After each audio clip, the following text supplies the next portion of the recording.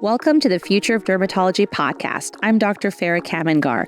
What you're about to hear is a standout session from this year's SF Derm Conference in Napa, where leading voices in our field gathered to explore what's next for dermatology. These are truncated replays from our original recorded sessions. Join us in September of 2026 to get the full impact of the SF Derm experience. What factors led you to choose your current practice setting? And why don't we start with you, Dr. Boldrick? Sure. Okay, great. So I think probably all of us finished our residencies a while ago, but I was at Stanford for residency, and I finished in 2007. And at the time, I was seriously thinking about staying at Stanford. When I was senior resident, my last year of residency, I had my first child, my son, who's now in college. But in that time, it sort of became very much a reality to me how much of my time and emotional energy was going to be dedicated to my son and now two children. And when I was looking at staying at Stanford, the chair at the time said, well, you'll be a clinician educator track. Maybe you'll be at this site, but we might have you at this other site. Maybe you'll have residents, maybe you won't. And I just didn't have the tolerance for uncertainty at that time in my life. When I interviewed at PAMF, it was very clear cut. It was, these are your days. These are the hours you work. And, within that, you have some leeway. This is your salary for the next 2 years, and then you'll be up for partnership vote. And it just really felt like the right decision to me. When I started, it was just me and Rajiv at a very small office that was sort of a satellite office. So it was great because I really got to know all the primary care doctors that worked there with us and some of the other specialists. Since then, we've moved to a much bigger building, but I think we've maintained those relationships. And I think that's the thing that's kept me there is a number of things. One is the relationships with my colleagues, with my patients, with my staff, with the leaders of the organization. We're all very connected, and I like that a lot. I like that we're a physician-led group, and I've also had the opportunity to do a number of different things. I did choose to stay at Stanford as adjunct faculty, so I've been doing that since 2007 as well, and that's been a wonderful experience. I love working with the residents and staying connected that way. So I think that, I think I'll stop there and let you take over, Chief. So somewhat similar story. I'm an MD PhD, and I was really literally raised to be a basic scientist and got the MD to support the research. That was my rationale going into medical school. And I did a dermatology residency both because it was fun and awesome, which it was and is, and because it would support a good research career. And through my 2+2 residency track at UCSF, I really drifted away from the research side and realized I loved being a dermatologist, and that was awesome.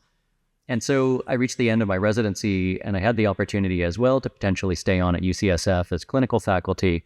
Basic science was definitely a closed door by then, or to go out into the world and be a dermatologist. And so I had the opportunity to try out a few places. So I was working at UCSF. I also moonlit in a small private practice.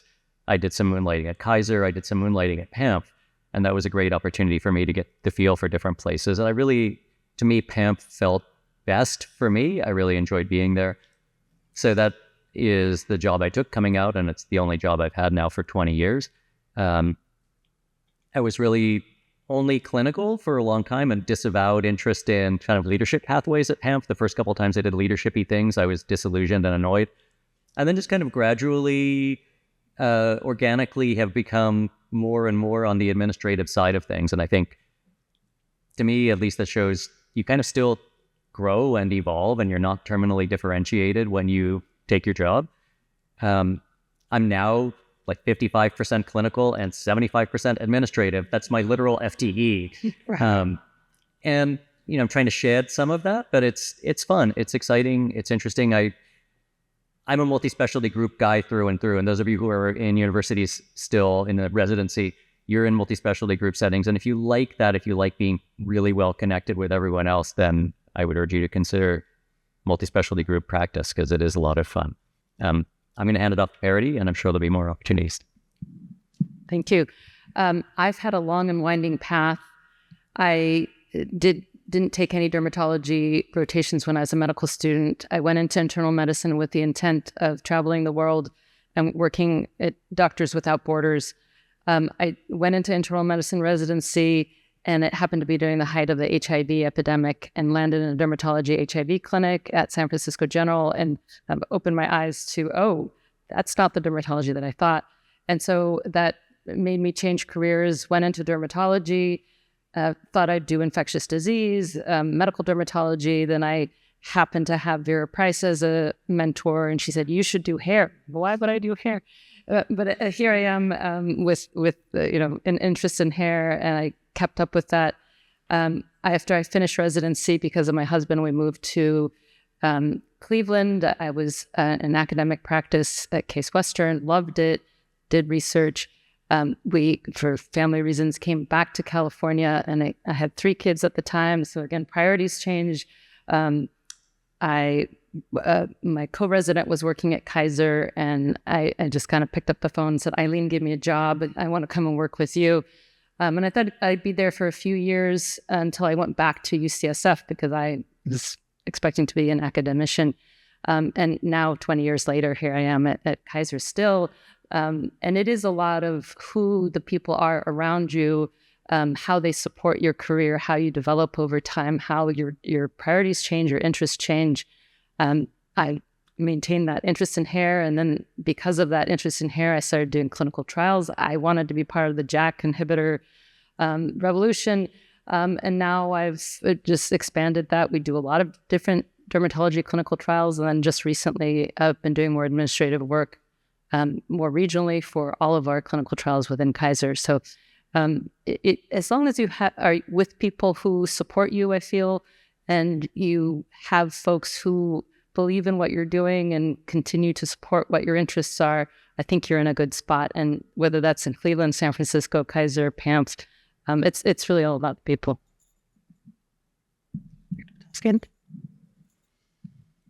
So I trained back on the East Coast with my esteemed colleague, Dr. Calciano, who's right in front of me. And I had an experience that was unpleasant with our department chairperson, and I kind of felt that I wanted to be my own boss. I didn't want to be at the whim of whatever department chairperson might come into an academic institution.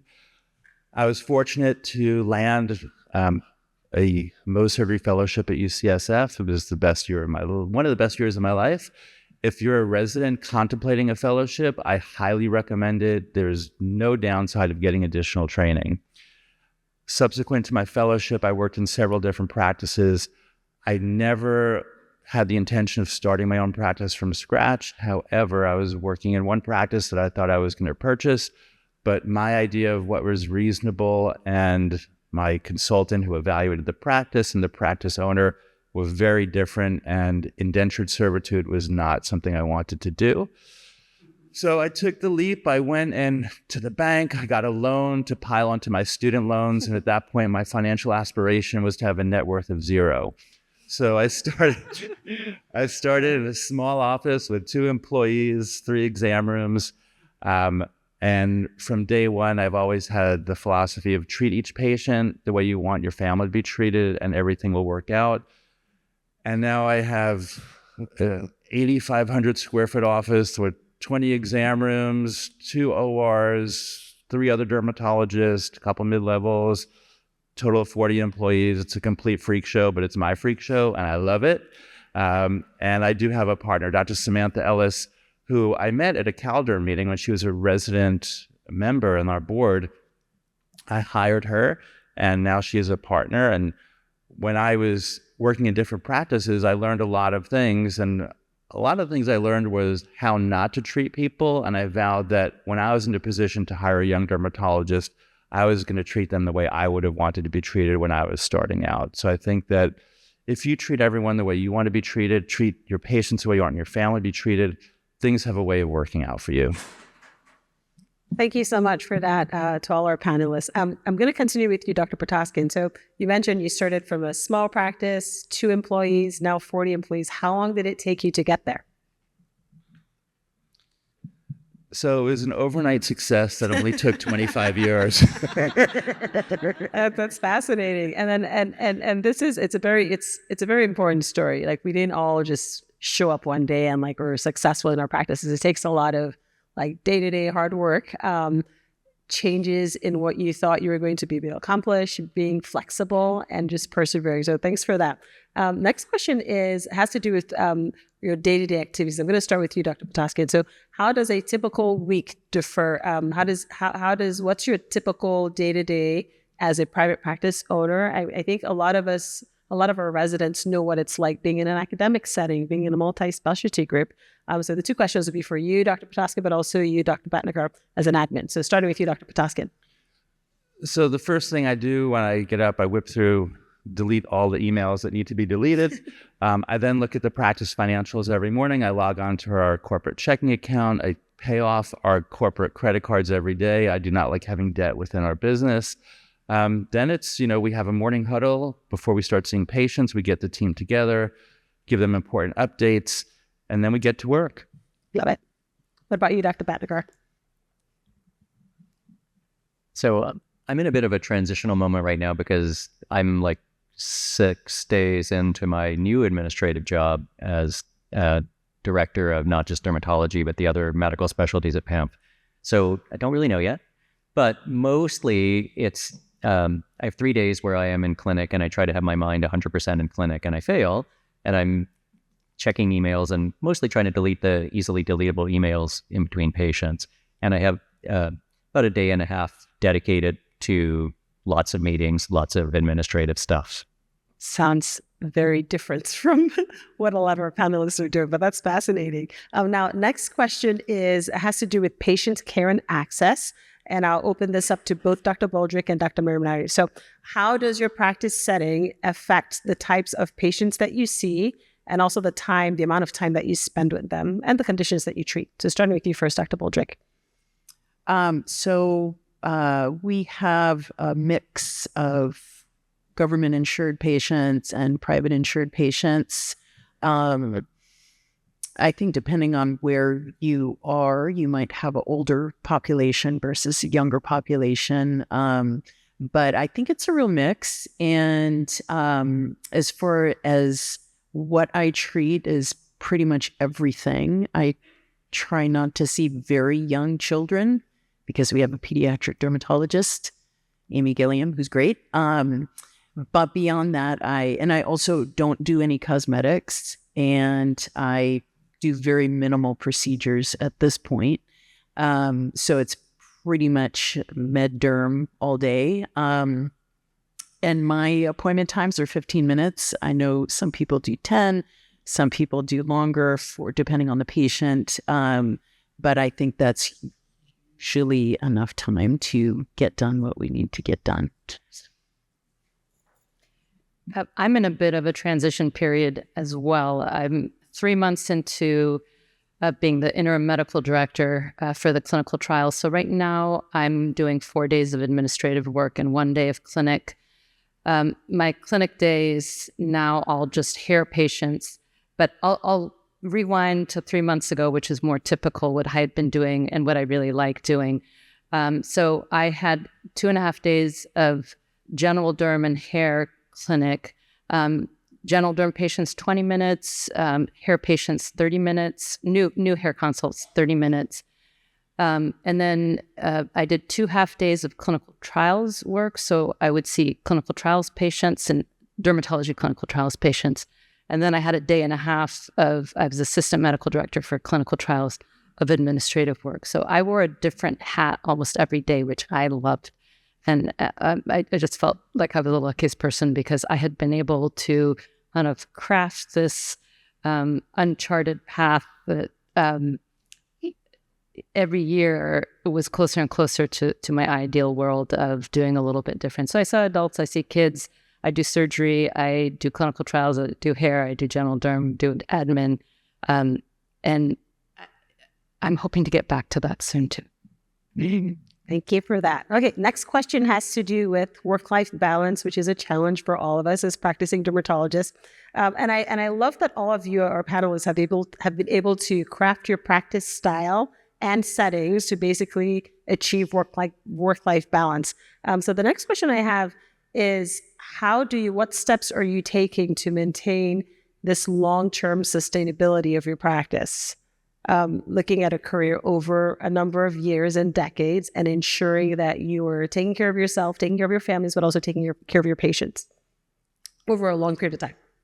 So starting with you, all the panelists. Yeah. So I think that one of the keys to not burning out and staying interested is having an opportunity to do different things. And I think, Paradi, that's kind of what you're saying, is that, the opportunity to do leadership or to run your own practice, it gets your mind in a different place from patient care, so that when you go back to patient care, it's sort of, feels kind of fresh. And so for me, I also have an administrative position, and it does definitely mix it up, dealing with kind of solving problems in a very different way. So I think that's part of a key to maintaining your happiness at work.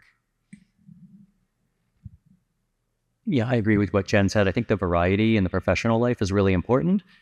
I would definitely make more money if I spent the same amount of time as I spend working if I were doing only care of patients, and that would be great. But I enjoy the variety of doing other things. But I think a real key is just making sure it's sustainable on a day-to-day basis. And it's good to step back every now and then and say, we're all dermatologists and we've won, right? That's awesome. And we have the opportunity to have a lot of control over how we work. And I think really explicitly thinking about it, like, I need to keep this sustainable, because there's always the opportunity to do more work, right? There's always, there's a draw. Maybe you can make some more money.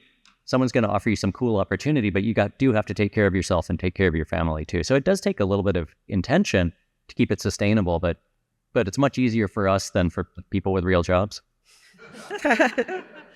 Absolutely.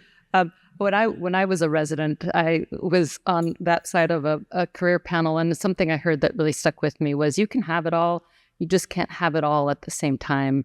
And I think that's really important to remember. I went through a phase when we moved back from Cleveland to I was working at Kaiser, and I remember staying up at night because I had a grant that I had to give up and leave back in Cleveland when I moved. And I thought, oh my God, my career's over, and what am I doing? What's going on? And the truth is that there may be times when your career isn't ideal, when the balance isn't quite there, but it's part of that reevaluation, and keep thinking about where you want to be. Sit down and write out what your dream job you may think what you want to look like, and then keep working towards that, and keep working at it. It's not always just right, but sit down and think intentionally, like you said, what is it that is making me happy? Let me do more of that. I really don't like that part of my job. Let me see if I can get away from that. So as far as work-life balance goes, when I first started, that was not existent, starting from scratch in a not underserved area. I worked 6 days a week when I first started. Not only was I a dermatologist, but I was also a professional worrier. I opened my practice 2 days before my first date with my amazing wife, and she can attest to the fact that our first 5 years of our marriage, I did a lot of worrying. I was really good at that. And then with time, the business grew. Earlier on, my staff would not let me look at the appointment book a week out, and that just goes to show you, we had like paper appointment books when I first started. We did not have computerized scheduling, but things grew. And then the biggest leap I ever took was going from seeing patients 6 days a week to 5 days a week to 4.5 days a week to 4 days a week. And that really increased my quality of life. And then hiring other people and learning how to delegate, that's really the key, I think. Absolutely. Thank you so much for that. I think now we could open it up to some of the questions from our audience. Let's see. Here's a good one. One that this is about advice that you would give yourself back to when you were a resident. So if you could go back to being a resident, what would you tell yourself? What advice would you give yourself about choosing a practice setting? And do you have any regrets? You can start. Yeah. So the advice I would give myself was, number one, you're a dermatologist. Don't worry so much, okay? Everything's going to be just fine. Even in your worst case scenario, you'll be one of the top income earners in the country. That would be my advice to my younger self. And the only thing I have no regrets, because if I did anything differently, I wouldn't be where I am right now. I would, to my younger self, say to get everything in writing and don't trust people so much. That's a good one. Yeah. Okay.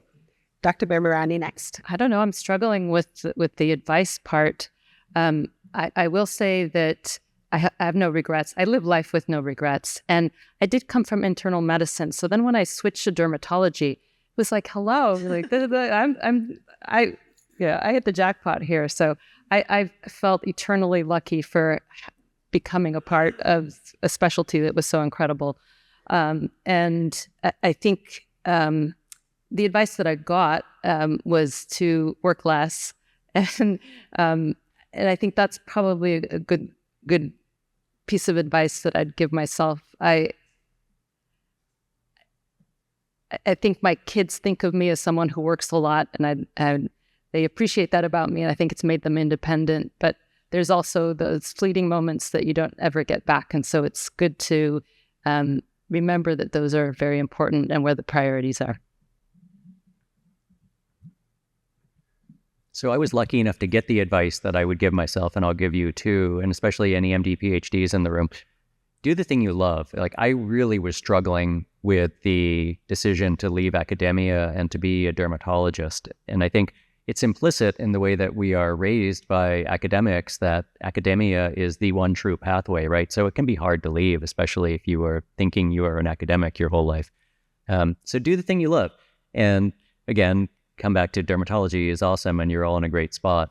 And that advice I received from the late Dr. Ernst Epstein, whose practice I thought about joining, and really glad I didn't because of how it ended up, but he was a great mentor.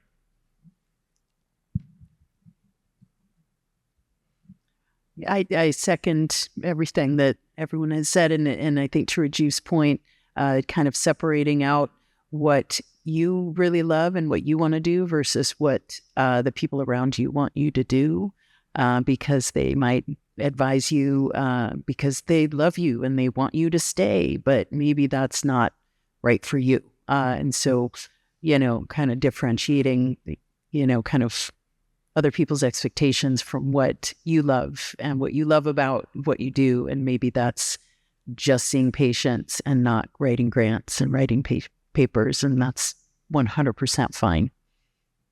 Absolutely.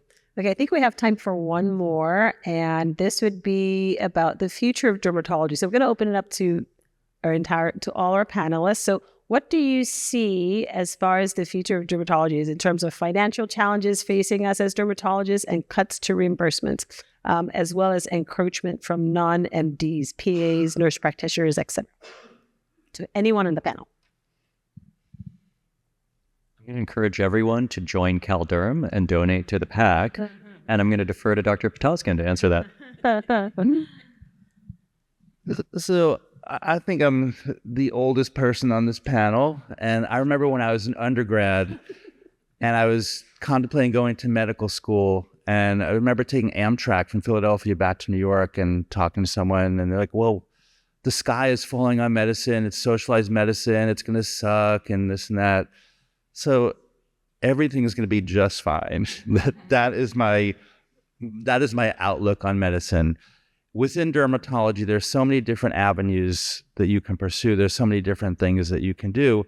I think that it may take a little more flexibility and creativity to be as financially as successful as you want to be in the future. But I think that the opportunities will always present themselves.